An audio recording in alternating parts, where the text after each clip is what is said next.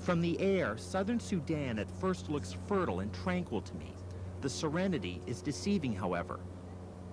For on the ground, one finds misery beyond measure as starvation destroys a people. It's a crisis situation at the moment. People aren't just poor and in poor housing and having problems with education here. People are starving to death, and every day you see death here. These people have no access to the world. They have no voice. They would have no way to describe what's happening to them. Sudan is Africa's largest nation. Its famine zone, located across the country's south, alone covers an area the size of France. Hunger stalks this vast land for two reasons. One, a drought that's obliterated crops 2 years in a row. The other, a brutal civil war, now in its 15th year, that pits Sudan's Arab north against rebels in its black African south. More than 2 million southern Sudanese are caught in this triangle of fighting, drought, and hunger. Most of them are Dinka and Nuer tribal members. People have planted, people have tried. They've had their crops destroyed. They've had to run away. They've been displaced, some of them for years, unable to plant. Claude Jibadar is coordinator of the United Nations World Food Programme's relief efforts for southern Sudan. You know, southern Sudanese are very, very hard-working people. You know, they don't give up. They have so amazing resources, you know, to cope with the hardship of Sudan. And they have ways of coping with the drought. But when you have this combination of factors, then they become totally helpless. The hunger here in South Sudan has affected just about everyone in this region. But famine does have a favorite victim, children. And what it's done to their bodies and their spirits here breaks the heart. Well, they've got a very small body weight to start with, so if a loss of 1 kilogram in a child under the age of 5 is loss of a large proportion of its weight to start with, and it's very difficult to come back after that. So if they don't get intensive feeding and intensive treatment early on, it's much more difficult for them to recover than it is for an adult. They don't smile, they don't laugh, they don't play, and there's not a lot to be happy about it when you're a child in South Sudan. It's not so happy. One of the most remarkable people I meet in southern Sudan is Elizabeth List with the aid organization Doctors Without Borders. A 30-year-old nurse from Dallas, Texas, Elizabeth runs an intensive feeding center for southern Sudan's most severely malnourished children. These are youngsters whose body weight is less than 1/3 what it should be. In the first phase, when their bodies are so destroyed from the lack of food, we're just giving them a high-energy milk. And then after a few days, we add some porridge to that. And then at nighttime, we give them a large quantity of high-energy biscuits that they can eat throughout the night. I know that some are going to die. I know I can't save all of them.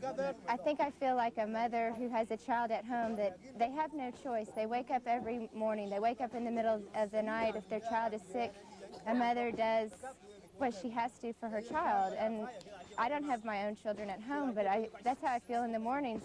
I think I'm walking the 10 to 15 minute walk here thinking, okay, how many have died tonight? In a way, I'm dreading what I might find in the morning, but at the same time, I have all these other ones that are going to be here that need me and need the care. The good news here is that children who get to these feeding centers in time can recover remarkably fast. The minute you're giving them some healthy food to eat, their weight is just increasing. I mean, within maybe 2 days, they're gaining half a kg or a whole kilogram of weight, just from the food that we're giving them. And now, this week, I have children that smile and children that are laughing and that are moving around on their own.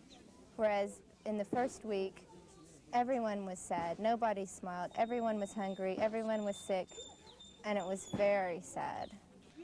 Remote feeding stations run by international relief groups are like lifeboats to the people of South Sudan.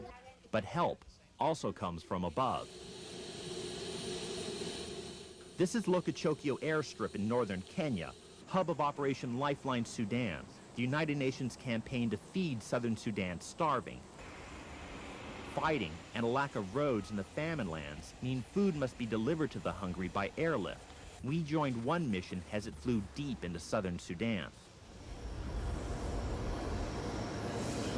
The real workhorses of the famine relief effort are planes like these, the C-130 transport.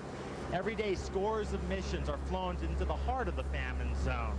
It's these planes and their crews that keep the people of South Sudan alive. Our captain, Patrick Rebka, has flown in African skies for over 30 years, but he tells me nothing compares to piloting over Sudan. We have no weather reports. We have no navigation aids. We have no radio aids on the ground. It's all done pilot to pilot, talking to each other. And there's just absolutely nothing here. Real African flying. Yes, it is.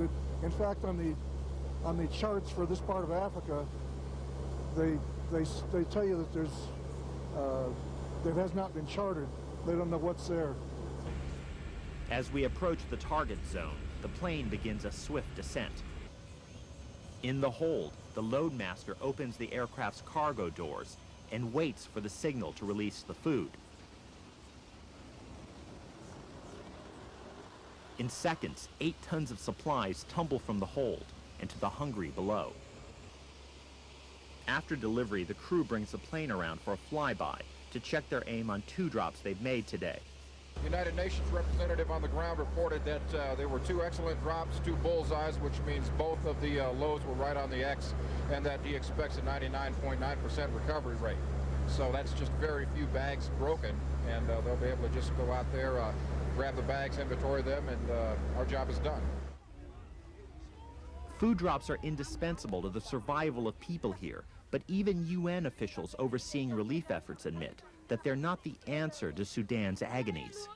I think it will end when people can live a peaceful life, when people can settle, when people can cultivate, when people are not forced to run and flee from their home areas.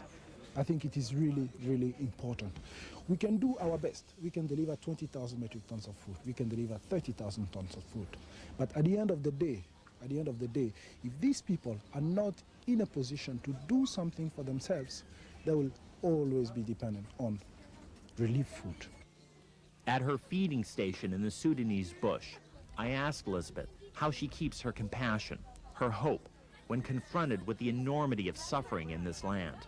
I feel like that they're all human beings, that everybody deserves some kind of chance, a chance to live, or a chance to, if they're going to die with some form of dignity, not just out in the bush under a tree shivering in the rain in a puddle with nobody and nothing.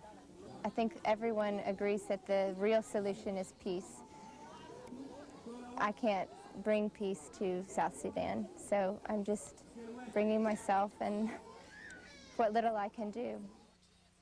As I leave Elizabeth's clinic, I see all too interested observers in the trees, creatures who might be the only ones thriving in this tragic land. I'm Saul Gonzalez for Life in Times Tonight.